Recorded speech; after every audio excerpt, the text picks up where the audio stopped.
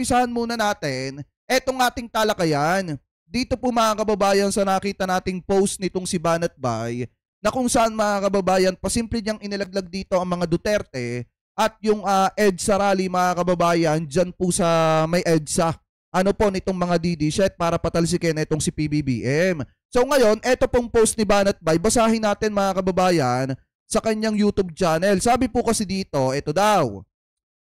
May mga nag-aaway-away na naman. Hay! Paano kaya magtatagumpay ang ipinaglalaban natin kung siraan kayo ng siraan? Tigil nyo na yan. Kami mga banateros wala nang pakialam kung sino ang organizer o sino man ang vlogger na naandon. Iisa ang pinaglalaban natin pero nagbabanatan kayo. Ayan, sa mga banateros diyan, Duterte lang ang pakinggan natin. Kung ano ang kumpas ng mga Duterte